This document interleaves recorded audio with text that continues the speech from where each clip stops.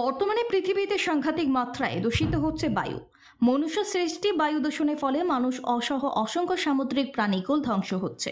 প্রতি বছর দূষিত বায়ুর কবলে পড়ে নানা দুরারোগ্য রোগে আক্রান্ত হয়ে মারা যাচ্ছেন হাজার হাজার মানুষ।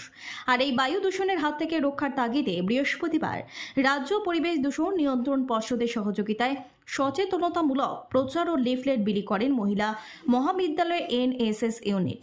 বৃহস্পতিবার ছাত্রীরা এমবিবি চকের সামনে জনগণকে পরিবেশ রক্ষার বৃক্ষরোপণে এগিয়ে আসার আহ্বান রাখেন।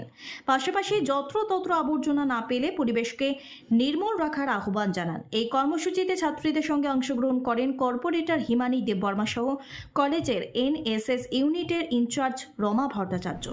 শহরের মধ্যে যে বায়ু দূষণ পরিবার বায়ু দূষণের লেগে আমরা সবাইকে অবগত করার জন্য আজকে এই লিফলেটটা আমরা দিলাম।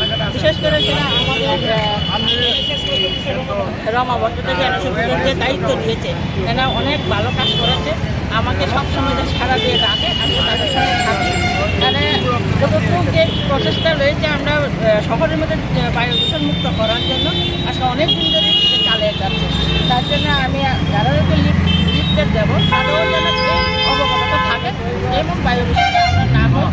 বর্তমান সময়ে আমাদের দূষণের পরিবেশ দূষণের মধ্যে বায়ু দূষণ একটি সবথেকে গুরুত্বপূর্ণ অধ্যায়।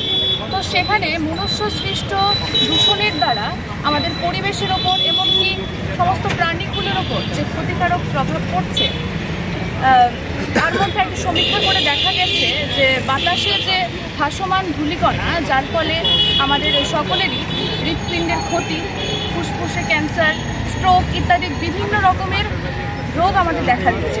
তো তার থেকে মুক্তি পেতে হলে আমাদের পরিবেশকে নির্মল রাখতে হবে এবং সেই চেষ্টা আমাদের সকলকে এগিয়ে আসতে হবে।